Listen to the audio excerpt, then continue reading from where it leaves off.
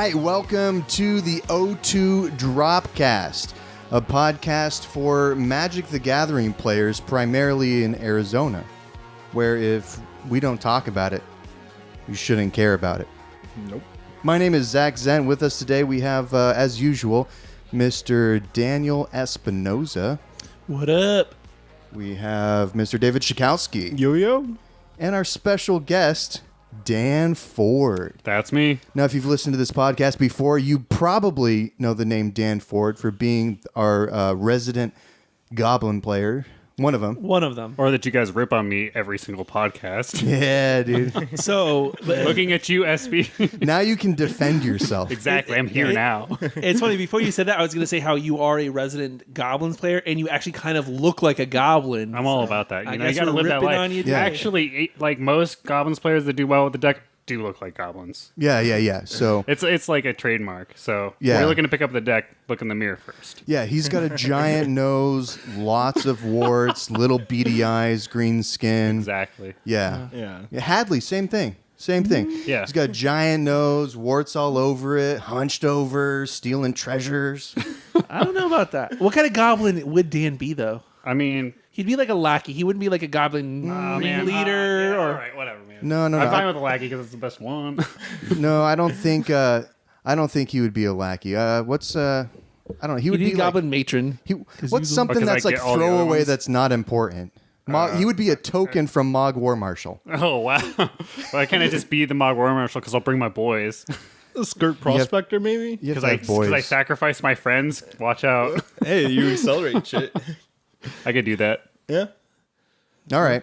Well, so a lot has happened between our last podcast and this one. We multiple people in this room got sick, including myself, and we had to cancel the podcast last week. Woohoo. And I didn't get sick because I'm not fucking weak, so. I was ready. That's true. That's true. Espy's never gotten sick in his life. Never.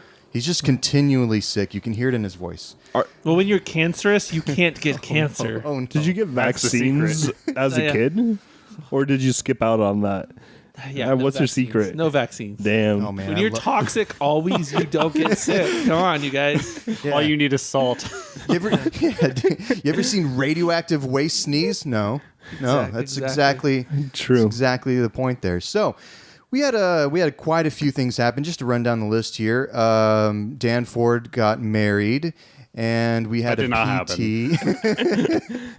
We had a PT, which was awesome. It was like a little mini city championships. We had 33 players show up approximately, and then we had a bye that was earned by Joseph Feetsum. Congratulations. Who's that? Joseph Feetsum goes by the nickname Chang, I know who that is. and that's by his own choosing. So, Joseph went 5-0 with Maverick. Yeah, and it's interesting because Maverick took down the city champs in Glendale, so we got a theme going on here this season. I mean, So if you're in Arizona, sideboard against Magic. We'll talk about that when we get into the meta breakdown of Arizona. But just to give you a heads up, if you're listening to this and you are not in Arizona, we're going to be talking a lot about Arizona today. So first of all, we're going to go through some news, and we're going to talk about the Mulligan stuff. We're going to talk about a little bit how we feel the meta has shifted since the Death Right banning and the Get Pro banning. It's been a hot minute since then. And maybe So- a little about Niagara. And maybe a little bit about that. Maybe a little bit about shaking a finger at Eternal Weekend people. Maybe a little bit about that. Yeah. Yeah. But anyways, so I'll start us off, man. I've been really excited actually for Magic, which is weird, playing Rug Control. what is that? What? Oh, in the league, right? I've been playing in the league. I played at the PT and scrubbed out too, but in the league, We don't want to talk about that. No. There's literally nothing to talk about. But we have a legacy league here in Arizona where you play one match per week. And I've been playing in that. I got 2-0 with it. You're So 2-0? I'm 2-0. What is the green for? The green is for Hooting handles? sideboard cards. No, okay, so here's the list. And I saw it. It got first place in some tournament in Europe, I believe. Oh, was it that weird one you showed us? Yes. So the Okay. green is there for one copy of Crows and Grip in the side, and the green is also there for what is it called? Life from the Loam. So it's mostly a blue-red shell? Yes. Wastelands? 2. Burn Grove Willows. Oh, Yeah, so- okay. I won't put it up on the monitor. I'll just kind of give you the rundown of kind of how it works. So it's 4 young pyromancers, 2 true name, a couple snapcasters, 1 Jace, 2 Dak Faden. What? Yes. It's What? nasty. What the heck? Get this. So it runs 4 Grove and 3 Punishing Fire. So you can activate Dak Faden, return Punishing Fire to your hand, and discard that, so you're netting 1 card. With, Okay. I've seen that with like plus on Grixis Dak Thieves Faden. and stuff like that. And I've had technically, that going on. with Yeah, Loam, I've seen it's that great engine. too. And with Loam, there's Holy synergy shit. there Okay. too as well. Okay. So And you're 2-0.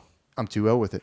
Now it's not a great Not for deck. long. We're paired. Not for Oh yeah, that's true. David and Zach are Oh, paired shit. against each I have other. Oh, 19 shit. fluster storms on my side. But yeah, so it's a weird list, and I've kind of been burnt out on a lot of stuff, and so playing this tier 2, 3 deck or something has gotten me kind of interested. Even when I was losing, it was kind of fun to just make tokens with Young Pyromancer. You have the Punishing Fires. It runs Blood Moons in the side, and it runs 1 life from the Loam. So the weird cards in the main is it runs 1 Roast to deal with Gurmags. It runs the 1 life from the Loam. It runs the 2 Dak Faden. So Roast is like and then the deal 5 Punishing damage to a creature without flying. Fires. That's it for Right. 1 and 1 red. Yeah, Yeah. This list is insane. Yeah. What the heck? Yeah, it's cool. Yeah, so I just really like how it has a lot of synergy between the stuff. There's a lot of weak points though. I play Grixis Control against it, and they just have way more value. So that was an uphill battle. I won that one in the league match against BDJ, and that was pretty good though. We had some good back and forth between, but the true names I need to get to a true name in that matchup and then just defend it. That's how I won. What else did you play? It's fun. So round 1, I played Black White Pox. I played Micah. Okay. Ooh. His deck's interesting. He That goes on a was- tear. He goes on a tear. They were, yeah. he's really good at that deck too. Yeah. He was telling me about some tech that he uses in Pox that can port over to the Grixis Phoenix deck that I want to try and that puts it on this more of a control axis. Oh yeah.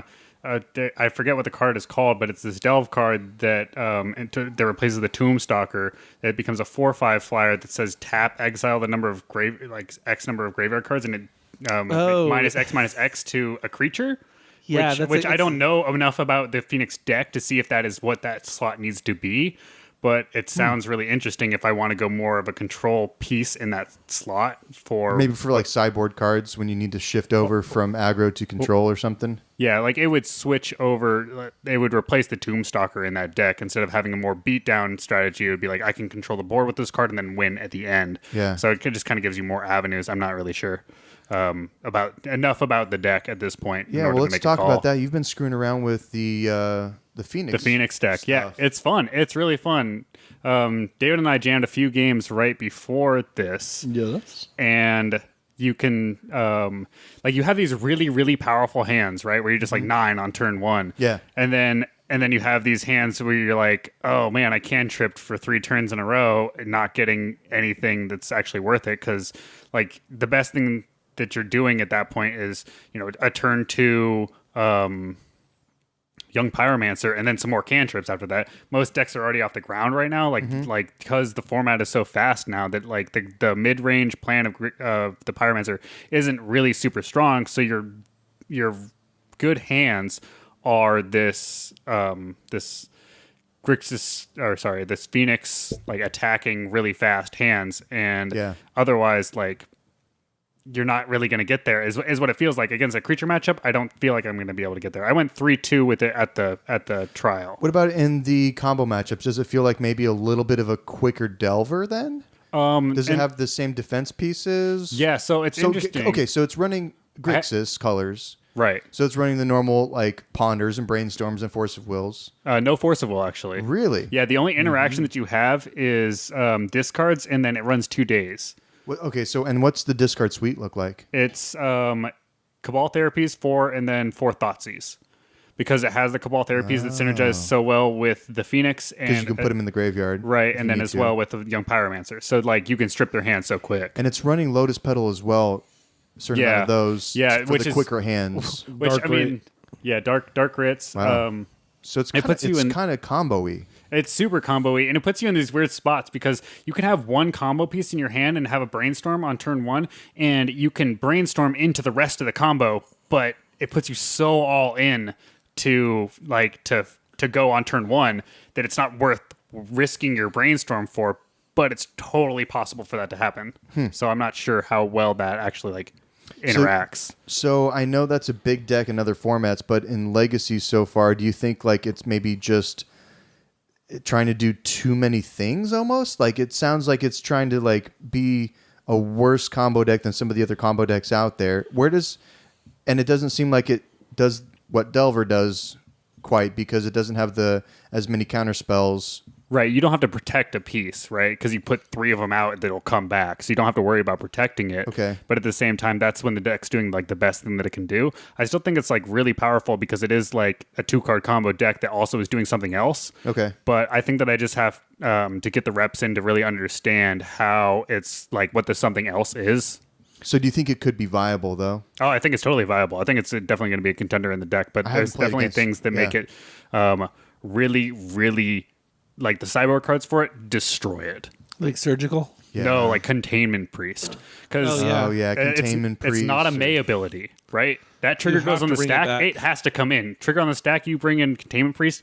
Those are exiled. Gone. Your game plan for that is done. Wow. Okay, and then Rest in Peace would probably be pretty nasty as well. Yeah, Yeah, you delve yeah. creatures. You can't delve Yeah, anything. so Yeah, and it gets your hit by- Grixis, so you have to basically only bounce it. Yeah, so it gets hit by, the 5 pieces of, graveyard hate that most sideboards have. Yeah, exactly. I almost see the deck as an upgrade to Zombardment. Kind of like upgrade. bringing back. Any deck is an upgrade on Zombie Bombardment. But still the same concept, putting your creatures in the bin and then doing something to bring them back. Yeah, reoccurring stuff. Yeah. Yeah. So, but it still runs off that same axis. Yeah, Exactly. It runs out of the graveyard. Though it has blue in it, so it can smooth out its It's obviously straws better and with better. blue. Yeah, exactly. Yeah, I mean, it runs, 12 cantrips? Do you think maybe it would be better to just put those phoenixes in like Black Red Reanimator? Because it's But you're No, not. because it's all about the Buried Alive. Like, in Black Red Reanimator doesn't want to run Buried Alive. Well, you can bury Okay. alive 2 phoenixes in your target and guess, then but- reanimate something. Yeah, but are they really going to have the extra mana? I mean, I don't know. You're doing a combo that perpetuates another combo in it. Right. So I don't know. I'd prefer my deck to attack on 2 separate axes. And this but- totally does. Right? Because it has the Grixis Pyromancer way to interact, and then it also has... it runs Young Pyromancer? Yeah, it runs Young Pyromancer, and then also Tombstalker, and then the new iteration, which I haven't run yet because I don't have the with the Soul card. Flare. It's Soul Flare. No, the it exile runs okay. Bob. And so it gains Ooh. card advantage and then can also beat down at the same time as being able to have this really, really powerful combo that just nines you and then you're dead next turn. I have most everything of but the time. Phoenixes, I think. Yeah, those are Yeah, like that's where I was at. That's why I was like, I'm totally going to try this out. I 30 haven't been bucks. using We're- my Grixis duels for so long because I only play goblins, and I was like, the reason why it's good for me is because it attacks on such an opposite angle as goblins does. So I'm tired of people knowing exactly what I'm supposed to do Yeah. or what they're supposed to do against me. So I'm gonna have a deck that other people don't have. It's always good when so you have watch a- out, people. Dan Yeah, Ford will when be you have- playing a Phoenix's deck at So the now next you have city to event. know 2 decks to win against Dan. Two whole decks. 2 whole decks. Oh shit! But it's with our meta, and we're going to talk about this later. Our meta is super close knit, so it is a good idea to have a couple different decks, so at least people don't know to keep an exact 7. But maybe with this new Mulligan rule, Well, Yeah, I mean- if it sticks, I don't think it is. Let's table that here for now. So, Sikowski, what have you been up to, man? How's your week been? It's been a hot minute. Pretty good. I've been working a lot, but been having some fun playing some Grind Station. So that's been a fun deck. SP last time kind of got upset at me playing Ant all the time, so I How'd I get switched it up. upset? He's saying know, we I should wasn't there, ban but I'm not cards out of surprised. Storm. So Oh well, Storm is just an awful deck. so I'm trying to play Storm without using the cards you suggested of banning. Oh, because I said we should ban LED, Infernal no. Tutor, Ad nauseam. Dark Ritual, Can I get the full deck list here? Ad Nauseum, Empty the Warrens. I'm trying- You can keep Tendrils though. I'm trying Yeah, to right. run That one's okay. a Storm Past in deck Flames. without ad nauseum, essentially, and it's had some success.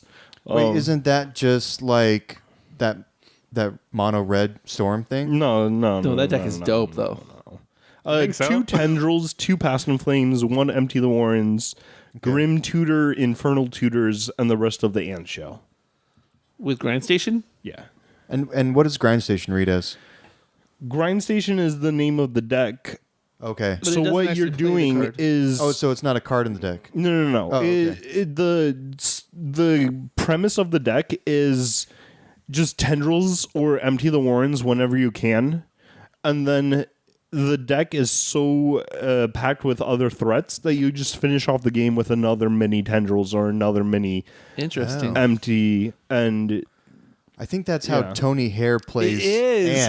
Ant. so Yeah, were you thinking that same? Yeah, I was- He does a 2-turn combo kill. He'll go like, I'll make Tendrils for or yeah, 5. I'll tendril for 5, and then like 2 turns later or something, you'll be like, tendrils for 15. So that's exactly what Grind Station's main plan is. I've Well, only don't tell seen that Tony plan Hare, happen 'cause- like I don't know, maybe 2 times that I played against the deck. So like It happens here and there. It's when you're cornered into a situation, you know you can. And if you're against like a quick deck that's gonna chalice you out or something, you can empty really quickly. Still game 1. Something Rokini tries to do with his Ant deck by just splashing a single empty in there.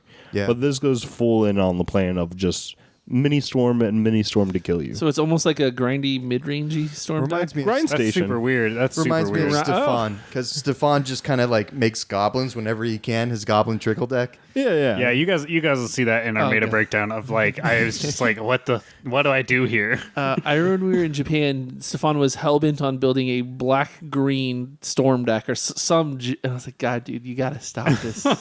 He goes pretty hard. I mean, You have a he is problem, buddy. He is a Storm player that has Death Shadow in his deck, so... I mean, when you're introduced to Magic in a way that he is, like that's your life, you know. Like you don't have a combat step. You only storm, and you storm in so many different ways.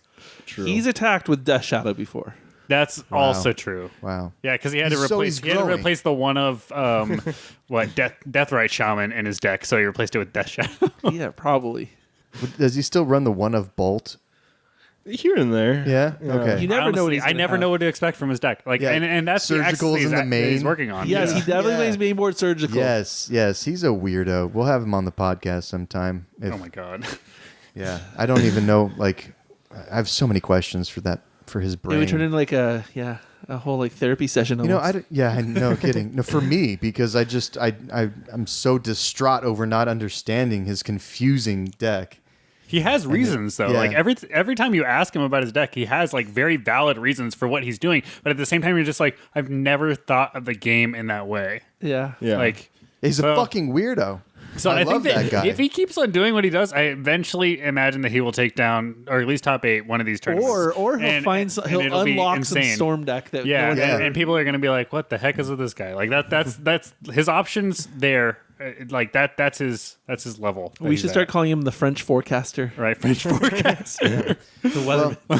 Forecast for today: bunch of goblins. That's seriously should be the name of the deck. The French forecast. Yeah, seriously. Yeah, that's really That good. might be a good like Magic the Gathering French podcast. The French We forecast. should just have Stefan on here just talking French one for like Yeah, an perfect. entire Yeah, episode. Yeah, there we go. We just ask him questions in English. He responds in French. That's perfect. Perfect.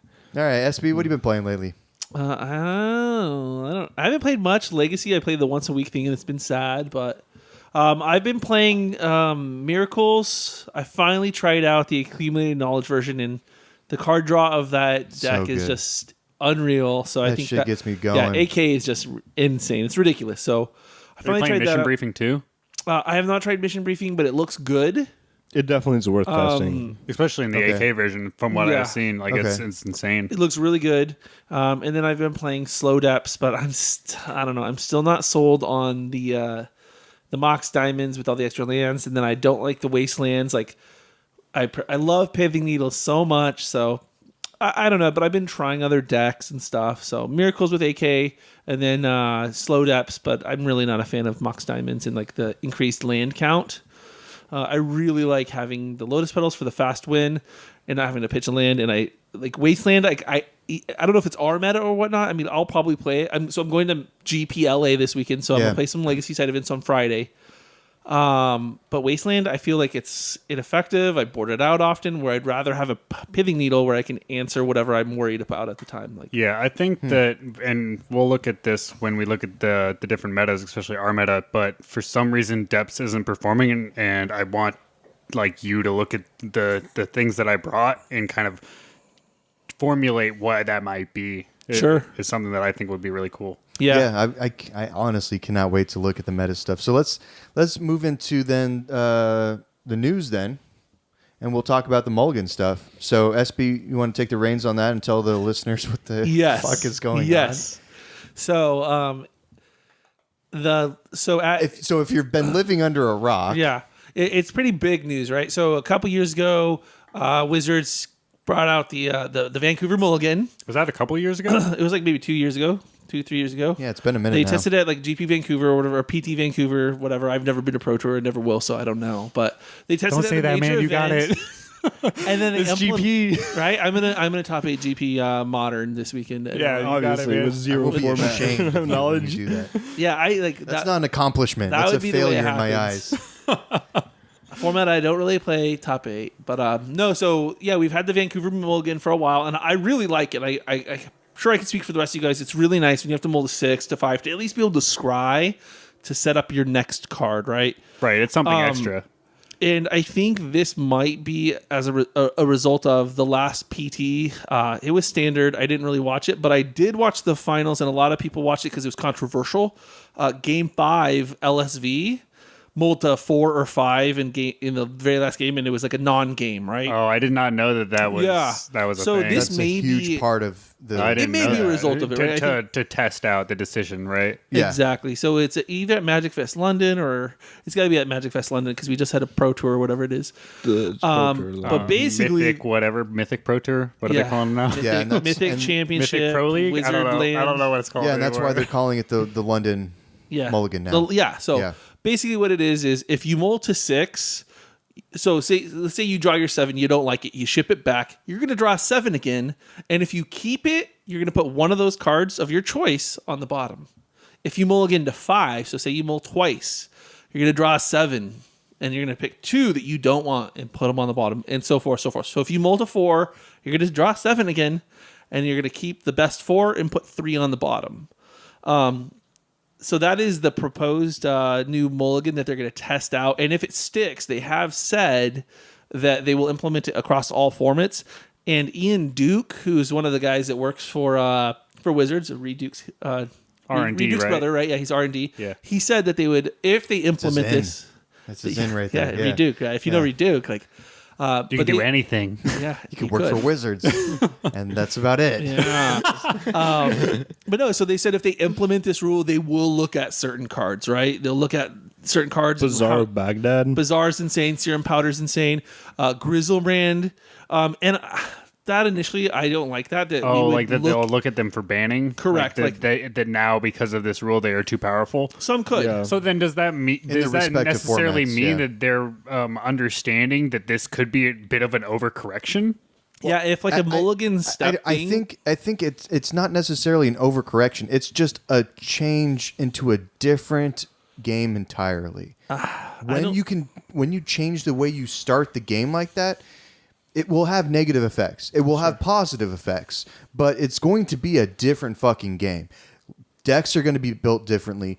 Different cards are going to actually have their value either increased or decreased. Right. I think like the blue decks will actually have a decrease in their value because of like some stuff like Ponder, which is card selection and not card advantage, will become less valuable.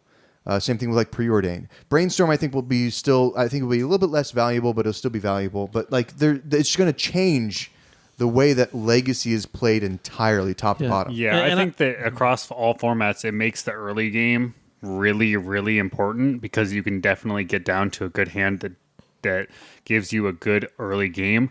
I think it's going to take time for people to adapt and like understand like I can mulligan down to these levels. Yeah, and I don't like that. I don't like the fact that a mulligan rule can impact the game so dramatically that we would ban or restrict cards, right? Like, I don't think it should have that kind of impact or power. So if that's already something that they're considering, I think it may be a step in the wrong direction. And I'm also curious why they're not. So with the Vancouver Mulligan, people have also talked about, say you mull to 6 or you mull to 5, you get to scry a card for each time you mulligan. That I think is more reasonable as opposed to this new one where it's like I can, if I'm playing Blackguard Reanimator and Legacy, I can mull to the perfect 5 that has the reanimate stuff and like maybe a Chancellor. So yeah, if you mulligan to your surgical, I have Chancellor and then I'm going to reanimate something and then you're dead. Right. I think that you're going to see people going towards more like if that ends up being a thing, then I'm not going to run surgical against this deck because I know it's going to be really popular. I'm going to run Fairy Macabre, right? And then now I'm going to mulligan down to my Fairy Macabre, making it so that you can look for a Chancellor and that, but I'm going to be able to stop that then be able to put out my game plan. It will be format warping. We will also see a lot more. Without a doubt, I think that it warps the format, but I don't think that it necessarily does it in such a negative way. You're going to see a lot more turn 1 chalices. It's going to be different. And I'm honestly, fine with turn 1 chalice. Get out of here. If you're looking Who plays blue? If you're looking at it from the point where Legacy is in a really healthy spot right now, then this is a negative spot. Right. Because it's That's fun true. and there's a lot of decks and it's diverse and it's awesome right now, right? And I think because of the powerful cards in Legacy, I think our format is one of the formats where we have less of the non-games like you were talking about that Dallas V had. So I think because each individual card is more powerful, I know as a Grixis Delver player, I've mulled to 4 and 5 and felt like I was still competitive or even won the game. Right. There's a lot of decks that can do that. Actually, Goblins is a deck that can actually mull fairly well too. 5/4, you can have great 5 or 4 hands. Same thing Hit a with ringleader, elves. you're back in. The numericals with AK is actually can get some card advantage if they got a swords and a land and a brainstorm and an AK, you can pretty much get there. So I think Legacy has a power level that works really well with the Vancouver Mulligan. And I don't think it necessarily, at its current point right now, if nothing else changed and just the Mulligan stuff changed, combo decks get way more powerful, right? So if nothing else, but you can also find your hate for said combo. I think easier. you can't just blanket statement say that combo decks will be better. But here's the thing: if I'm just mulliganing for hate, I also need hate and a clock, right? If I'm playing against a combo deck, the combo deck can find maybe the combo, right? But they need they combo, can rebuild. Which is, like they need one more card than you, sure. right? But a combo which deck is the same exact as in current state. So I don't get how it changes. How it changes here. That I need to find a threat plus hate. It changes based off of the combo deck because let's say you're playing Miracles versus Sneak and Show, right? Sneak and Show can mull to 5 and get there, right? Right. And for Miracles, your defense against that would be Force of Will, Flusterstorm, Containment Priest, or something like that, or Ethersworn Canonist if it's Omni. But those cards require that you have turns. Quick combo decks like Sneak and Show that could potentially go off on turn 1 or 2 can actually maybe get there before you even have a chance. Plus, that game 1, which is very important for combo decks before the sideboard cards are implemented. Right. The game 1 definitely gets way better. The game 1 is going to be crazy good for combo decks. But think of it this. But that's how it is right now. So decks would have to change. But think of it this way. Miracles can now mull into, let's say, a Force of Will, Caracas, or a Flusterstorm, and then just put their cantrips on the bottom because they have that early game interaction. They could, yeah. But then they have no action. They need a clock still. Yeah, but you got land, you got your interaction. They do. And, it's easier to find your pieces, and AK, Ponder, Preordain, Brainstorm are all in there to find other pieces. So you can call yourself safe for the beginning of a combo of a show and tell, and just know your deck full of cantrips will get you the rest of the way. So here's the thing. With your defense cards that you're talking about, decks that run discard, Hand disruption, and hand disruption. Decks that run that can mull to that in games 2 and 3 and they have typically more discard spells than the other deck has answers from the sideboard. And I'm thinking maybe of Blackwood Reanimator. But if you're mulling for discard, you are now taking away from your combo. Right. Now you have to get an extra card. But the fact that you get the 7th selection is a huge deal. Yeah, I think it works is huge. in both areas. We'll have to test it out. Works disfavorably for control decks because combo decks are usually a little bit more fluid, and control decks kind of want the game to run a little bit longer versus combo decks. Yeah, combo decks can just like draw a card and go, oh, I win. Sure. I think that we can still look at people moving towards quicker interaction, which is something that non-blue decks have had to do for a long time. Yes. And so you're going to see sideboard cards being quicker interaction, mind break traps, fairy macabras, Correct. things like that, and Yep. ley lines for sure. Yep. So you're going to see those things come in, which means that they need to have more answers, which means that they need to have an answer on a certain turn, which will take longer. Like if I need to answer a ley line, I need to answer that with an echoing truth, which will take me 2 mana in order to do. So I'm going to have Sure. at least 3 turns. So I think that I think that it balances out is what I'm saying. I don't think It could. but it does change the cards that you want. But I don't think that it makes decks that, again, so broken that it's going to break the format. I think that it just does that. I think if nothing changed, let's say the London rule implemented tomorrow and everyone had to play with it, right? I think the combo decks right now, if none of the decks changed any of their 75, they would have a massive lead 100% over. agree. Yes. So it's going to be. So if you're looking at it from that perspective, where you think Legacy is currently in a healthy state, where decks are balanced out, where the flow of the matches is healthy and fun, and there's a lot of diversity in terms of the cards and deck types, awesome. I think if this change is implemented, yes, things are going to have to change.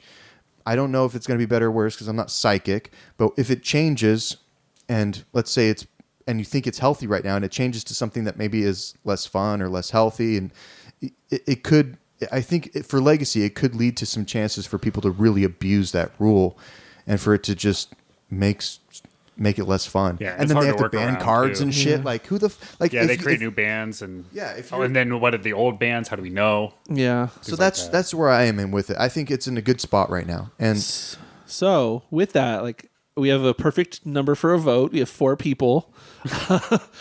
I'm curious, like, so Dan, like, what do you think this is a good idea or bad idea? Like, obviously we haven't tested or anything, but like off the top of your head, how do you feel about it? If I would choose to keep it as is or change it, Correct. Right, I would keep it as is because, as you said, the meta is really nice right now. Like the games are fun, they're interactive, and we're in a good spot. And so why change something that's not broke? But at the same time, I always deal with change being good. So at the same time, I'm not opposed to it. Sure, David. you're optimistic. I feel like David likes the new rule. I'm open to it.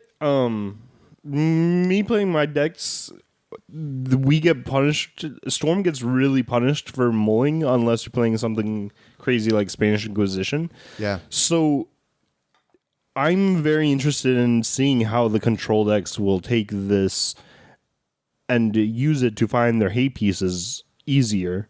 Because for me, if I have an opening 7 that has a land, a cantrip, and some pieces, I'm happy with that. Even if it's not the best 7, I'll keep that just because the extra card in my hand is huge. But how a control deck will do on the other end, I'm normally really happy seeing a discard deck go down to 6, go down to 5. I know discard plus counterspell are less and less likely. But if they're doing that, they can still keep discard plus counterspell, get rid of a cantrip, and now I have to fight through 2 things. You're talking about like specifically against Grixis control, it sounds like. Any deck that attacks on two fronts, like normally if you mold for a force of will, you mold for a force of will. Yeah. But now, since you're seeing your opening 7, you can mold to force of will and spell pierce and tuck your ponder. Sure. So it's gonna be extra hate to fight through. So you mentioned Right. that you would keep a 7 if it's like land, cantrip, and it's decent. Like, Yeah. would you not be incentivized to mold to 6 and sculpt that hand? Mold to 6, C7, and then like sculpt that hand? Because I would feel be like that rough. may happen more. We were having trouble with that when we were testing games because we were testing the mulligan before this. I had a 6 that was 3 lands, 3 cantrip, and I was like, "This sounds great." but then afterwards it didn't play out right, and I was like, this doesn't seem like the kind of keep that I would do in this kind of a mulligan state because I had brainstorm, ponder, preordain or something like That's that. what I'm saying. The cantrips and blue decks become less valuable Exactly. when you can do Right. that. And so again, it would change the decks. I don't think it's actually really relevant or important to test the current mulligan system with the current the new mulligan system with our current decks, but because it's Right, the meta would they're change not so built, drastically. Yeah, they're not built for that kind of Yeah. stuff. I would drop my lands. I think Delver would become more powerful. Like I would go Right, down to like right. 15 lands with a Delver deck, Right, and I'd exactly. go more on like the loose counter spells. I would maybe even go up on like Mindbreak traps and shit too, like you were saying. Yeah, I would put Mindberg traps for sure. in the fucking main, and I would put surgicals in the main, and I would go down on lands, and I would go down on cantrips. All right, and I would man. put I don't know what you're building here. No, that would just be defense stuff, right? Yeah, So right. because surgical, because the opening turns are so important. yes, Yeah. yes. So those kind Low of cost answers. exactly. Right, which is great. I mean, like Legacy is already that, but it's like it's to the point where we're trying to do that in the current iteration, right? It would just it would change those cards, but it would be kind of the same thing. Sure. Yeah, but that doesn't sound fun when you draw a Mindbreak trap on turn 7, or you draw, a surgical. Like I think So if we you're have to find a balance focused- of it. Turn 7.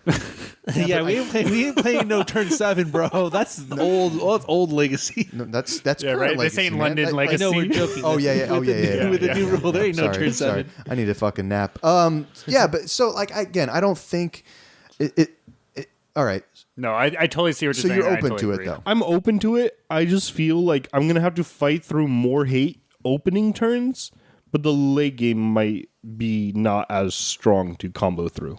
Maybe, yeah. So grind it station. might Maybe. I can see change the way combo decks approach matchups as well. David's playing coy here, but this rule's going to get implemented. And he's just going to destroy everyone. Well, his combo deck. He's just going to destroy everyone in the storm. Yeah, I don't. I mean, Oops looks pretty good, right? Like Right. Yeah. Right. add Oops, plus Spanish. Spanish. Yeah, gonna be like great. Belcher. honestly, like Belcher's the good because it can fight through a non-blue forest. prison decks Yeah. would be fucking really good. I could I could honestly see Mud coming back. I could see Yeah. Stomp the red prison deck Being good. Yeah. being more popular. Oh, that's I gonna be could see insane.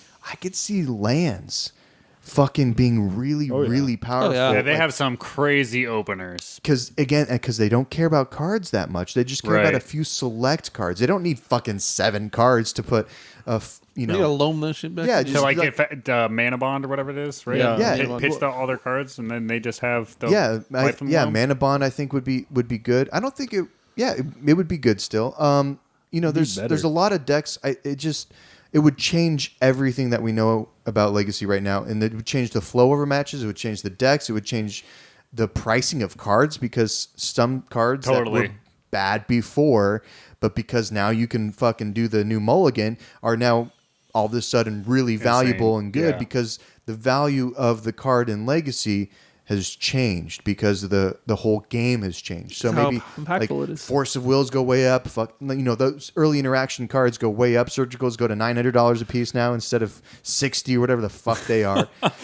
God, but Man, I'd have such a cool car. right.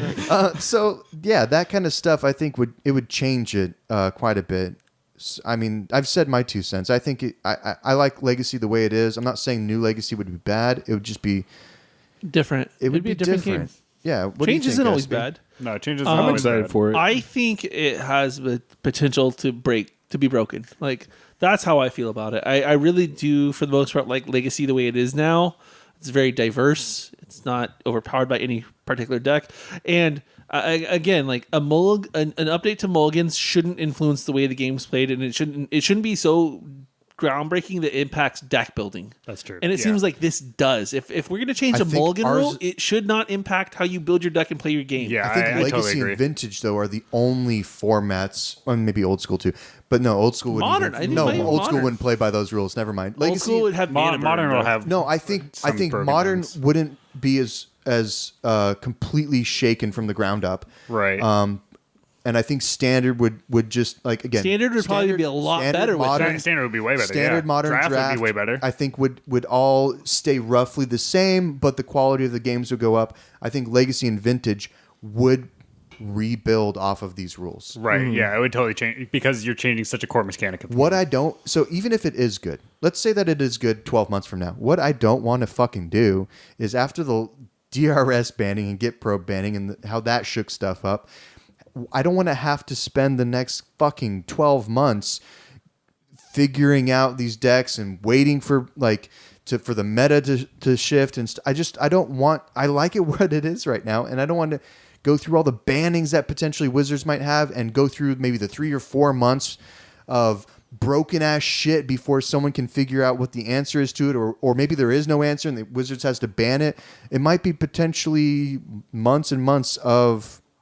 That's half the fun. I don't want some David people like likes that a lot. chaos. Some That's people half the like fun to for be able me. to build the ladder in the chaos. You know? No, I don't want to do that. I don't want to feel like I'm being oppressed by some fucking crazy burnt bullshit combo deck. No, that's fun. Yeah, but It's fun right now until you sit across the seat from someone who fucking bitches at you for playing that broken combo deck. What, like and SB? then that happens 5 times, even from someone like a sweet, nice guy like Tash bitches at you because the format's so broken. Yeah, that doesn't sound fun. I think Turn 1 Chalice is going to take, it'll just be rampant, man. Yeah, that Yeah. will really suck because that is like a 2-card combo that really there's no drawback. Yeah, right. and it's going to be Yep. insane. I think, so there was a statistic, I think right now it's 50% of the time, but with the new rule, potentially it's 68% of the time you could have a Turn 1 Chalice. Yeah, I think turn 1 show and tell Yeah. goes up 13% or Yeah, something. it's There was an kinda ridiculous. article. Yeah, there's a lot. It goes up a lot. There's a lot of information out there on it where people have actually done the math. People that are smarter than everyone in this room probably combined have done the math on this stuff to give you the statistics on it. Yeah, So, sweet. all right, well, We'll revisit that once it. I don't think it's getting implemented, but we may I'd revisit like to see that the later. results right from that tournament. We should run an FNM where we do that rule and see how it goes. And we didn't even touch on tracking of it. Oh, yeah. I have no idea what mulligan I'm on. If I'm just hanging out and That's- having a good time talking to people. Yeah, there's some Am I logistical- on 5? yeah. Am I on 4? I have no idea. there's some logistical stuff that's presented there as well, Right. Like sometimes I forget if I've even scried from my Vancouver Yeah, mulligan. exactly. Because it's so new. Well, And I'm maybe like, they I scried. Wait, let me look at the bottom of my fucking library. they Right, lifetime banned Alex Bertoncini in anticipation of this update. Oh, there we go. That's why. I don't know who that is, but fuck him. Yeah. He's banned. Yeah. Amen. Yeah. All right. Well, do we want to shake a finger at Eternal Weekend? I mean, that's a sad thing. Do we want to just... David, you want to take that one? I mean, they're taking exceptions so you can run buys at your store. So it's But that's gonna been happen. that's been a thing for a while. Why? No, that actually just got announced on February 9th. No, but they've been they've doing done the that buys previous- and the trials for a year or two. I'm Yeah, not so- aware what happened. not for 2019's Eternal Weekend. So the point is nothing's happened. We haven't heard anything about Eternal Weekend. It's almost March. Announced. Card Tie-In announced that it's happening. Just no dates are set. When was Okay. it? When was the series announced last year? January fucking 9th. The year What does that before. mean for us? January, right? That means we're just sitting around waiting right now for... So One of the biggest legacy for the events of the year. Eternal And players... we can't get buys, essentially. Well, no, you can, No, but no, you they can. haven't announced the main events yet, and historically they've done it in January. Really, they're behind. No shit. That's the whole that's where fucking we're getting problem. Well, I mean, sorry, I'm just getting updated on what's going on. Isn't it horrible? I mean, yeah, especially for tournament organizers that are trying to get events for people to come Or to. someone who wants to And- plan out their year and wants to go Right. to Eternal Weekend because Right, they've 'cause- you every other year. Yeah, right now Yeah, as a that's legacy nuts. Yeah, you player- got to cheat a time off of work. You got to do a whole bunch of other things that I don't have to worry about. Yeah, as Right, a legacy ticket. player, it's a little scary. We have GP Niagara in April, which is almost 5 months into the year because it's the end of April. That's our first major legacy event of the year, almost halfway through the year. Well, Oh this my God, weekend, what? Star City is doing Baltimore. No, they're doing Niagara or Syracuse. Syracuse, And then there's, yeah. al- Those there's are also mid-sized more events. local 5Ks They're and not things bad. that are happening Yeah. within that the end of March. There's a big one in St. Louis, I believe. St. Louis, yeah. Yeah, which I went to that one last That's year. SCG. That was a great No. great Yeah. tournament. Great. Oh, That was an not- independent really well tournament. run. That's what? It's like an independent Yeah, tournament. it's an independent thing away, What's the away name from all of of them. I forget. Duel I for forget. Duels or something. Duel for Duels was the last one. Okay. I think that they're doing a different thing this But- How time. many people showed up? I think it was 100 plus, 120. I think the 210 so- people signed up and so that's most of still them didn't that's show. not in the same category as Eternal Weekend not or most of anything. them. It's Eternal Yeah, Weekend is like yeah, a yeah, just it's a totally it's another league. It's like a it's GP just a almost. hair below a GP by a couple hundred players. Right, because they get like the art, and then like the whole thing is that you get this like custom huge yeah. card art and things like that. Yeah. Like, that is like a collaboration with Wizards of the Coast, Magic the Gathering, and a whole. Yes. Yeah. And you're So- not, and if we don't have that, and if we don't know when that's happening, that's really hard, because that's what I try to make to every year. Yeah, the SCG stuff is, SCG is great. They have their events, people love them, but they're a step below that, and the dual stuff. Like this is one of the big ones for legacy players and vintage players. In Seattle this year is not Legacy, whereas historically been a Legacy GP. I like Seattle. So, yeah, there's I a mean- lot Yeah, of Seattle's legacy players. great. Yeah, in the Pacific Northwest area. Yeah. So I'm sure there's. Yeah, and you they're good too, and it's like such Yeah. a good like test, like I want to be able to take Arizona and see how we like stack up to the rest of the country. Yeah, And if we let's don't all have- scrub out like we always do. Yeah, if come we don't have those opportunities, then like how are you going to be able to like gauge like what's the stage, right? Like the stage, like you're working towards this like competitive aspect in order to get to this massive stage, right? And that's Eternal Weekend. Are we? And if well, I mean, maybe not you guys. No, I Whatever, totally fuck you guys. agree. I totally agree. We play here, and then like we're Yeah, our like goal- there's the thing. Like we have the Zach Masters just event. It's all loves about working scrubbing out towards everywhere. something. So, yeah, I'm with you. I'm like working towards scrubbing out at the biggest legacy event of the year. hell yeah, man. I mean, you did great last time. Not this last one. You didn't go, but the one No, before no, that. no, yeah. You did terrible in the main event, but you did great in the side events. Okay. You crushed it. All right. Well, You were the best, and everyone else has sucked. actually, I think I lost like one game inside. Anyways, so we're gonna take a little break here. Enjoy this music that we're gonna be playing, and we'll be back and talk about the Arizona meta. Sweet.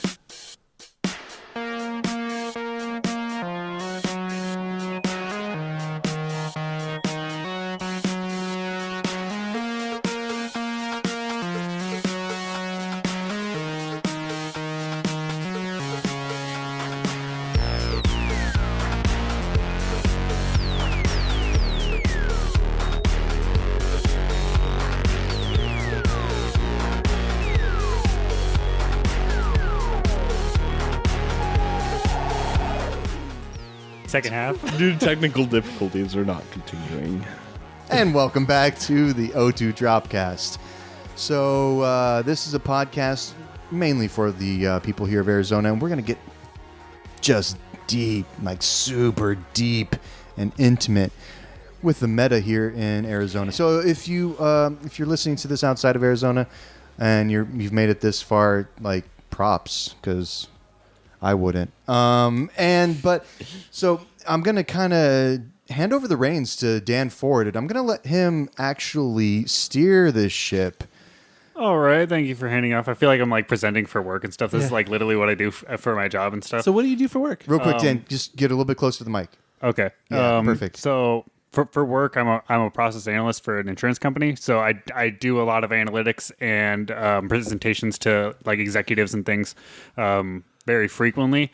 So this was like totally my wheelhouse and stuff. And right like up while your I was alley. making this at work, and a lot of people were like, "Oh yeah, you're doing some great stuff for work." I'm like, "No, this is Yeah. the podcast I'm going to be Which on." was not surprising when you started building profiles for everyone in the valley. Yeah, so I've actually done this when I was trying to decide how I wanted to tune my deck, because I feel like that while this gives you a good idea of what deck to play or what's going to hit our meta the best, for me, I don't change decks that much. I don't have the kind of collection to be able to do that. Some people do. Sucks to be poor.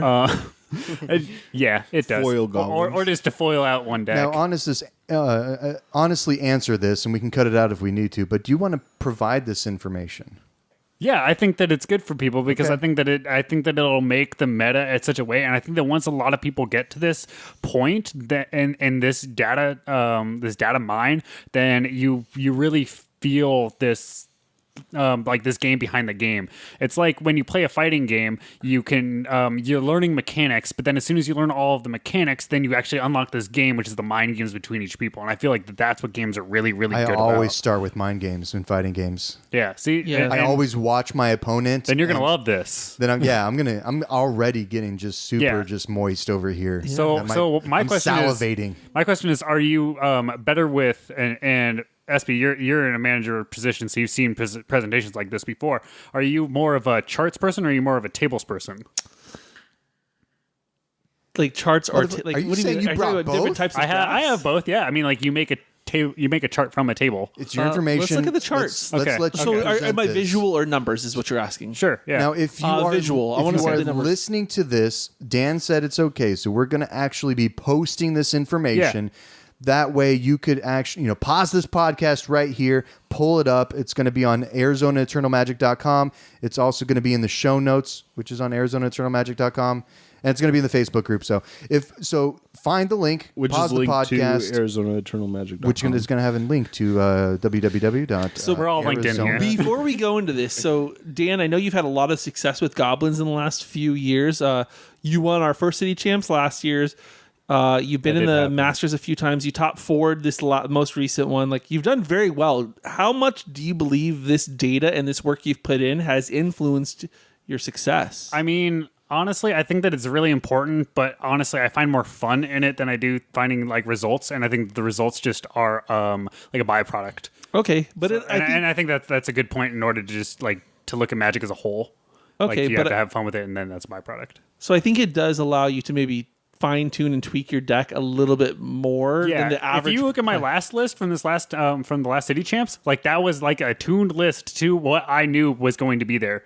Because I looked Sure. up, what I did is I just looked up every single person that I know, and I know that they're the best with this certain deck. Some people didn't show up with them, you two guys, because you guys have such a large collection, and that's what really makes this. So take this information with the grain of salt, because people have such a good collection that they can change it. Like certain people have huge, and they're loaning out a bunch of decks, and so it's hard in order to really like pinpoint on that. But what I tried to do is instead of taking what people played in the last tournament, what I feel like that they're the best at, from how I've interacted with people. And some people I don't know that much, and I haven't interacted with enough in order to know what I feel like their best deck is. But that's where I peeled it off. Like you'll have people like Tony Hare. He plays Lumberjack and he plays Bomberman, both really well. But I know that he's been on Bomberman more, so I feel like he was more likely to play that deck. After hearing this, he's probably not going to. Yeah, he's he's play gonna try and mix it whatever up. tainted tax. He's gonna play Death and crap, Taxes. You're going to shake up the format but because at the same people are going to time- hear this and change their decks. Yeah, which is great, which is what I want to do. I want people to like see Magic as this way to like kind of like game what everyone else is trying to do in order to be the best, right? Like, and you have to do that. There's, most legacy players have the ability to make some changes financially. So Right. unfortunately, we do play a format where, because of the financial restrictions, a lot of people can't do what you are saying. Totally switch decks, but they can't tune their deck. Like I only play one deck. But yes, that's exactly what I was going to say. Perfect. Yeah. So let's get a chart up. Okay, so first off, I'm going to go to what we have for our entire Arizona meta.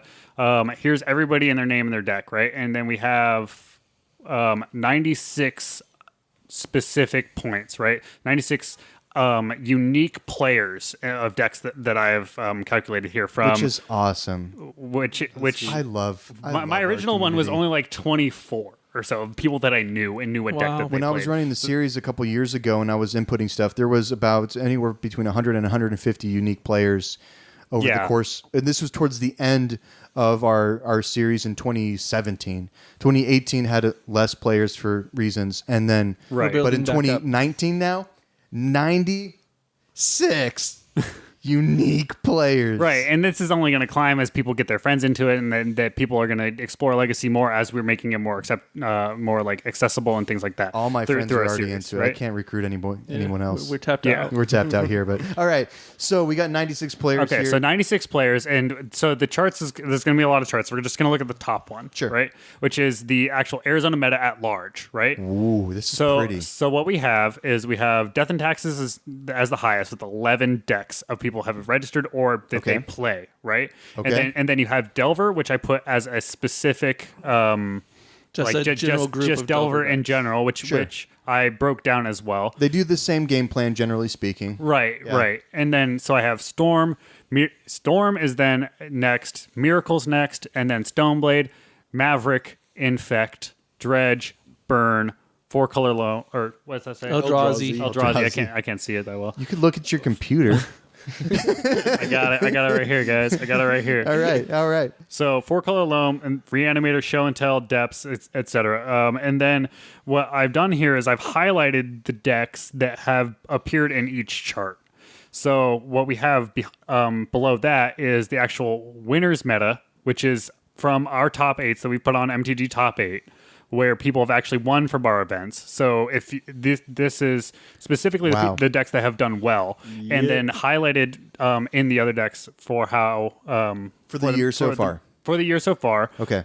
Plus since the charity event. Dude, I would love it if you actually just actually kept this up. Yeah, I'm totally going to do that because Are you? it's at my own personal benefit to do it. Yes. And then I can continue to update it for everyone else's benefit at large. And I think that it puts it at such a good point for people that have the ability to oh man, I think that there's this deck oh, I lost a Blackguard Reanimator last time and I feel like it's going to be there again. And then you can be like, okay, well, what would people be doing? Or is it just one? People are going to want to play it because it's really good right 'Cause now. I feel like but then it gets to this next level where you're like, oh, if people are going to want to play it, what beats it? What beats the deck that beats it? What beats the deck that beats it? And it puts it in such a good spot. I feel like, all Magic players kind of do this when they go to a big event, but having this Not at this level. but not Actual at this numbers level. Yeah, to- but not at Yeah. this. Because I do this, and I'm sure everyone does this, but they're like, oh, okay, what do I need my sideboard? You're sitting there Yeah, the it's night based off before. of feelings. It's based off of either feelings or going off of memory. Right. And having concrete stuff here, because I know pretty much most people in the Valley, I know what their main decks are off the top of my head. Yeah. But having it as an actual document and absorbing that information is awesome, dude. Yeah, That's it's awesome. It's vital. The thing that's interesting is that I can do this for here, but I couldn't do this for the meta at large, and we'll talk about that because below the Arizona Winners meta, I have MTG Top 8 for the last 2 months that I also put here, and I highlighted the same decks, and we'll talk about the differences between the meta at large and what our meta is, and so when you go to another event, you can expect to see certain specific things. So yeah, we need you to be our numbers guy for GP Niagara. So Sure.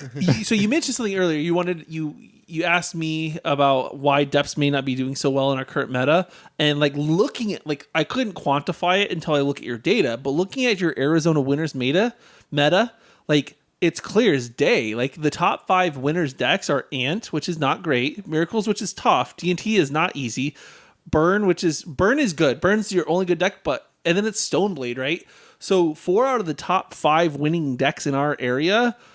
I wouldn't say prey, but they're not easy matchups. They're tough matchups. They're unfavored for matchups, yeah, Depth's for deck, Depths, right? yeah. And So- an interesting part about this is that, this is the winners meta, but you're not going to play against the winners meta at the beginning, right? Most people Sure. don't play against the winners meta. You have to play against the meta at large in order to do that. So what So you should be even if saying you look at the meta are at these large, decks. Yeah, so D&T, Delver, Storm, but still D&T, Delver, Storm, and Delver's Miracles the as the only top favorable. 4. Yeah, of the 4 top decks, my only Right. favorable matchup is Delver and D&T if it's Nick Cowley on it. And then Stoneblade is in there as a fifth well, that's yeah. tied. And even- so yeah. still, there's a lot. The most popular decks in Arizona are the decks that are favored against.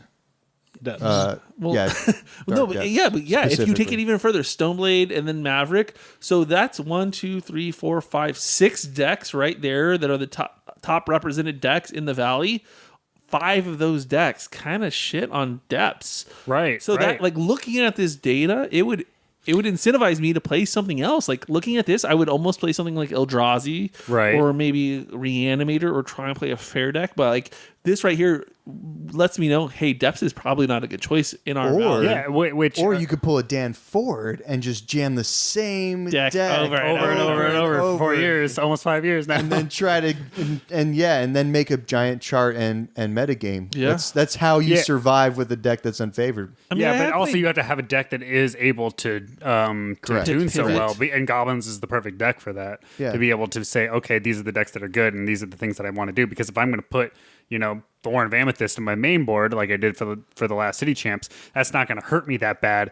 As it's worth taking the percentage off from me having a better card advantage game because I believed that this would be better for combo matchups, and it ended Yeah. up paying off because I looked at data. And you can so if you're listening to this and you want to try to do some metagame calls, this is going to be the chart for you. Now I have a question. So Frankie's going to love this. Frankie probably has something like this. Yeah, right. Yeah, I know it's surprising. He probably has something He's probably better, pissed that I and released he's it. never going to share it. No, he probably has his own chart, man. No joke. He's super analytical. He's an Yeah. amazing player, and he has some of the best attention to detail out of any of the people. And one of that the I've largest played against collections in Arizona. Yeah, And he and has he has a a great large collection. collection, Yeah, and beautiful and foils and everything. But anyways, enough. About Frankie there inflating his ego. My question for you is, with this data, how often is it wrong? I mean, it's hard to tell because what ends up happening is that you make some certain calls that hit a lot of them, right? Because what you have to do is, for example, the reason why I ran the list that I ran is because I thought that lands were very important. That there was a lot of structures that were hinging off of having. Like that, I wanted to get a land advantage over somebody else, right? So I ran Goblin Settler, which blows up a land for 4 mana to blow up a land when it comes into play, and I wanted to hinge off of that really hard. So I ran a Winstigator list that can put it down early and copy it in order to deal with lands being blown up, because I knew that certain decks were very, very prevalent and this was the antithesis to their game plan. So what ends up happening here is that when you're analyzing meta, you don't want to be like, oh man, Death and Taxes, I'm going to play the thing that beats Death and Taxes, right? You're like, okay, how can I change this deck in order to say this is going to be the best way to handle these 5 decks, right? Like what's the thing that these 5 decks are doing in the same way that like my deck beats them this way? And it takes like a lot of knowledge of your deck specifically in order to get to like this very, very high level of, okay, this is how I can tweak my list. But if you don't have that and you have access to a lot of cards, you can also just say, this is the deck that will function well here. But looking at this, that would be a hard thing to do for our meta, because our meta is actually quite diverse. Right. Looking it at is. this chart, and this is only for 2019 so far, so maybe it will change over the course of the year, and we'll find out what the percentage is that this is actually wrong moving forward, right? This will change wildly. Oh, yeah, totally. After these events. So maybe, our Eldrazi, like these, some might double and some might stay the same, and then we know that people aren't playing, Eldrazi, which for I feel example, like that also just makes me feel like this chart is working for people to be able to look at this. Or if people switch off enough, then the chart is completely null and void. But you can still use it as a base to see kind of where you want to go. Right. I think that this is probably the point of which it is most accurate, because this is not just the decks that I've seen, because I've seen people register decks, because I got the deck lists in order to make this. I saw people make this specific choice to choose a different deck, but I was like, I know that if they really, really wanted to win, this is the deck that they would choose. If I put everybody that I know at their highest caliber of, this is the deck that I think that you're best at, which I feel like that I've talked to a lot of people and I know which deck that they feel that they're the best at. And that's how I rank this. What do you have? And that's not going to be the same. What do you have down for me?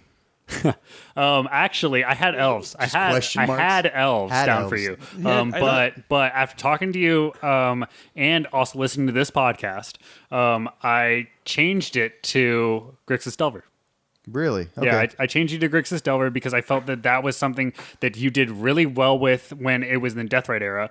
And then also when you continued to play it through it, I think that it's the deck that you have a natural attunement to, of which that you would be able to look at a meta and change the cards in order to do this, like at this level. That's one of the decks that's one of the decks I feel comfortable actually, just like you said, attuning it. Yeah, it just takes a lot of dedication to a single deck, and since you have a large collection, it's hard to do that. Like if I had a large collection, I would be changing decks all the time. Yeah, but I don't, so I stick to how can I make this deck work. So there's a few people that are wild cards, but for the general meta, there's actually a lot of people that are wild cards, because a lot of people also borrow decks. That's true. Okay, so take that again. Take all data with a grain of salt. All data has some sort of variance within it. Okay, so let's. What other charts do you have? So you have the chart there. That has the complete breakdown. Then we have the top 8. Then we have the MTG top 8. So let's compare. Yeah, let's compare. Yeah, that is why they're here. I wish that I could put these all on one screen, but what do we want to look at here? So the big thing that I'm noticing is Grixis Control is really unrepresented compared to the MTG top 8. So you know the only person on it what? who's not on it anymore? Gary Wong. Oh yeah, he's on Stoneblade. He's the only person that I thought was on it. And James Willek or James Zawalski. Zawalski. is he still on it? Yeah, he's because I did change. Zawislak. Sorry, I changed Gary Wan because he's been flexing the Stoneforge. 5-0s on with the Stoneforge Mystics and True Names. So I Yeah. changed him to Blue White Stoneblade. Which I've played that Which- deck. That's great, dude. Yeah. I love that deck. And I think it's actually pretty well positioned right now. It The is. blue-white It's very stuff well is- positioned because The if you look, blue-white stuff in general is always good in Legacy. yeah, if you look at the MTG top 8 meta, it's now even with Miracles. So it's Yeah. Stoneblade, Miracles. It used to be way behind. It used to be, and then it's just climbed up as a lot of Miracles players thought that Miracles is falling out of favor right now, and they're moving to the next control decks, and Stoneblade is the next one, and it's really really well positioned right now. And it's an Yeah, I easy, agree. easy port over if you're a Miracles player to play Yeah, Stoneblade. switch back right. and forth, yeah. Yeah, yeah. And Stoneblade is like Miracles in cards the and sense... playstyle. Yeah, exactly. Yeah, Stoneblade... No, I think Stoneblade is more active control than it is, Right. and Miracles is more reactive, and Stoneblade is proactive with That's true. Yeah. with With stuff. changing decks, I mean, man, we talked about that. I mean, changing to Grixis Phoenix, and I've been messing up, and it pisses me off. Yeah. Like, and when you switch decks, that happens all the time. It's a and- learning curve. Yeah, and it's just frustrating, man. And sometimes, You get like, used to changing it. decks, you're just like, oh, man, I don't like doing that. And that's what keeps me on the same deck. You get Yeah, used I'd to rather it. play a bad deck optimally than a better position deck poorly. As I switch between decks a lot, I've noticed that I'm actually just more focused on trying to identify what my opponent is playing rather than worry about what I'm playing. Which is what's But great about I Legacy. I always shit out anyways. Like I'm not good. And that probably has to do with switching out decks. But yeah, I think when you do switch out decks, you have to be conscious of your opponent too. Yeah, that's totally true. yeah. And that's what a metagame becomes. Like the definition of metagame is like playing the game beyond the game, which is playing the people. And so being able to do that. Yeah, that's why I just punch my opponent in the face. Yeah, you just then like shake your hold, hand and you say know, good luck. you hold them under the table with your leg, and you're just like, we're gonna do this. Yeah. Hey, so question about the MTG top 8 meta. So it's the last 2 months. Is this challenges and leagues? Because I know. this is not just live tournaments. This Okay. is everything. So this is everything. Because I know the one thing that's unfortunate about Moto is they don't report all the lists that 5-0 because of the things that you could do with that kind of data is you like, could yeah. like But I they feel still like give you a snippet of the meta. So they the don't way it give you works is everything, but it- it's still a snapshot and it is random. The way it works is if you have a deck that has, so you and I both play depths, it's going to Sure. report one of us. You have to have 15 different cards in your deck in order for your deck to be reported, right? Right. So if all 4 of us crushed with Grixis Control, the same list, it's only going to report one of us. Really? Right. You wouldn't know just how dense that pool is of players that are winning with it because they're on the same list. Yeah, so the they didn't wanna- data is convoluted. So in a you way. can which see really how, stinks because I see why they would do it because then you have people moving towards things like data definitely drives people to make decisions. And so if you have data that's so overwhelming on certain decks, then it just propagates it into You could almost even pick the more. winning Yeah. lottery numbers in a way. Right. And, Yeah, and and- so that makes things stale. And so I totally get why they would do that. But at the same time, like But- when you're doing it based off of this, which isn't hard data, this is a lot of preference or my perspective, right? It's more perspective. Yeah, you could also, I mean, if someone really wanted that data, you could just grind leagues and just write down the decks that you play and tally them up. But Right. I think the MTGO meta is, of course, it is tied in with paper cards, but I think the paper cards have their own Yeah. meta for sure. They totally do. Because there's a lot of decks that are underrepresented in MTGO that are prevalent in paper and vice versa. So I think they do have a little bit of a separate meta there. A tabernacle's $2 online. Yeah, exactly. More people can Yeah. try out lands and you can get a tabernacle for $2. Yeah, exactly. Like that's just how it goes. All right, so now we have the next category. But yeah, so really what is cool about this is and what I want to say, so Delver decks, I lumped them all together, right? But I also didn't. So what do you think the highest represented Delver deck is in Arizona? Grixis Delver. You are. No, I'm Blue-Red Delver? gonna say Rug. I think we have like 3 solid Rug players that You jam are. Rug. It's Blue Red Delver. You are. Oh, Yeah, that's which Tom is Kaufman. also the only Delver deck that has actually Bro, won. he's got charts and charts. Yeah, it's called a pivot chart. They're great, and it's how you trick people into thinking that you're good at Excel. So basically, yeah, when Delver is one, which is top aided, once it was Tom Kaufman and on UR Delver, and it's the most represented Delver list. I think that a lot of that is because I think that people that start on Burn end up going into UR Delver. Sure. That's kind of a that's kind of a natural thing. We see Burn people coming up a lot. They get their forces. Yeah. Actually, what it was, I think the person that won the charity event, He was on Burn. he was on Burn, and then he was on UR Delver next. Well, he borrowed a deck. Yeah. But Yeah. But this is where you're The going to see skills people translate, yeah. Yeah, so that's where I think that UR Delver is more representative in a local meta. Again, at large, but it's also the Delver deck that has put up the best results. Sure. Whether that's from numbers That's or what. because we have one event with Tom Kaufman playing in top 8 so far. So right. once Sample size is very large. Yeah, Or sorry, it's very small. yeah. So once we accumulate, more data, then it'll start to unfold. So Right. If you're in a Delver war and you think this Delver list is the best, then look at this data.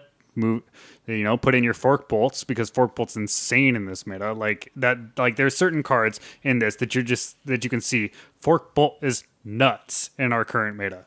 Like we have Death and Taxes, we have Delver, we have Stoneblade, which it hits what's it called? Stoneforge and Snap. Which is like your worst case scenario. Yeah, you yeah, would but kill that immediately. if the Stoneforge resolves, you're probably already Well, losing. not if it gets to if you get to untap with the Stoneforge is what matters. Right. So if you I don't can know. Fork Bolt Delver, it- Delver really cares about that GT. Like you don't really care about the Stoneforge that much. Like As much as it if is you get the the GT. GT in your hand, you need to have the removal and hope that they don't have a or counterspell the back counter up. magic. Yeah. Right, Yeah. right. But like we can look at the rest of this here. We have Infect. It's really good against Infect. You have because you want to use your removal on your turn already. And if they put out two things, they put out their Mana Dork plus another plus an Infect creature. It's not good against their lands though. Their land. Yeah. Fork Bolt. But at the same time, But you run 4 Wastelands if you're on Delver. it's great against goblins. It's great against elves. It's great against like so many of these decks that I think that this is the kind of information that you can take from metadata, and it's great. Like, and that's not I need to play this deck. That's I need to include this card. And I think that it's better to look at a meta and say I need to include these cards than it is I should play this deck. Sure. Unless you can do I should play this deck with this card because this deck runs this card the best.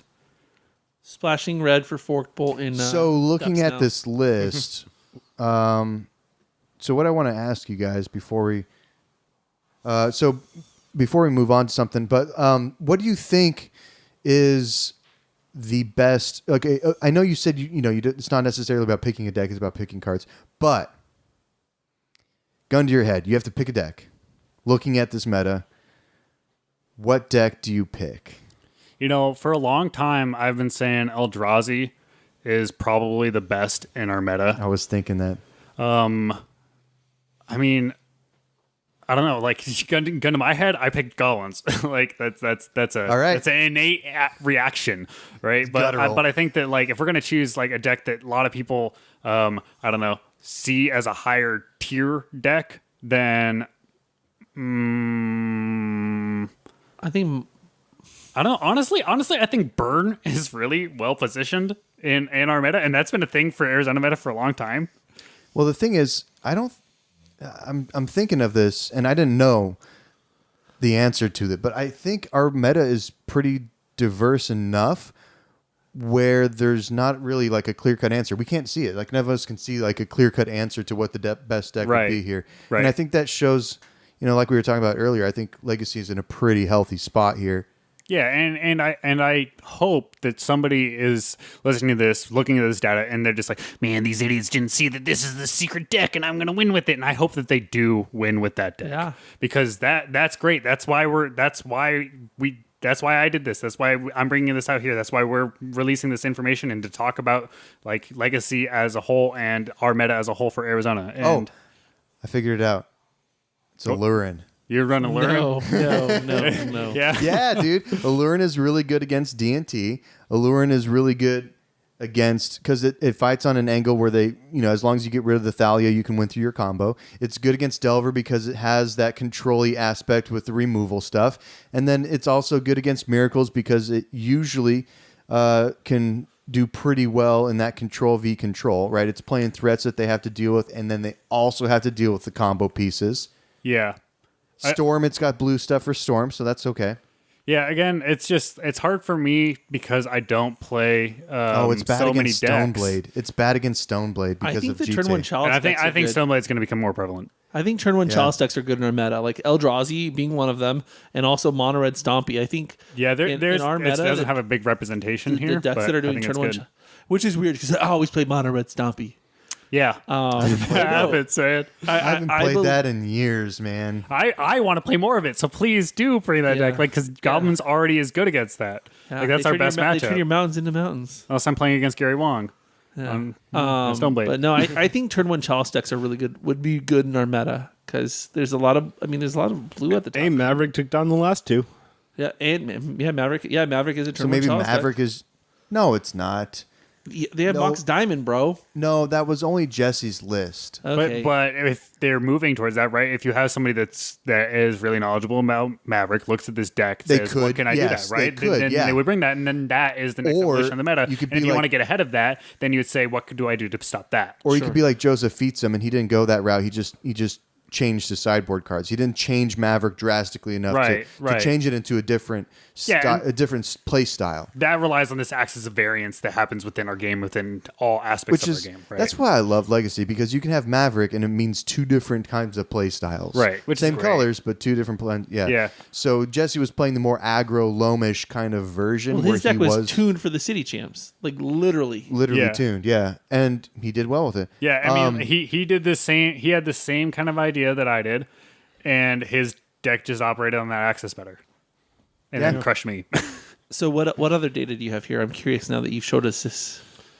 Break of the Storm. Is it all ant? No. No, it can't be all ant. No, it's not. So remember when I was talking about Stefan? I didn't know how to name his deck. Stefan. So it's. I hope it's the French forecast. Stefan. Stefan. It's Stefan. The Stefan. Yeah. So yeah. 6 Ant, 1 Test, 1 Stefan. Yeah, and so I wasn't able to know how many Congrats. people were on test, but yeah, ant is very prevalent. Stefan's his own and archetype. and David, I have this question for you as somebody who also mains a certain deck, right? Yes. So you're going to look at this as how can I change my deck, my way that I play Magic in order to assess these decks that I know, right? Are you going to have more massacres now because Death and Taxes and other things that are running white creatures are going to be prevalent, or what?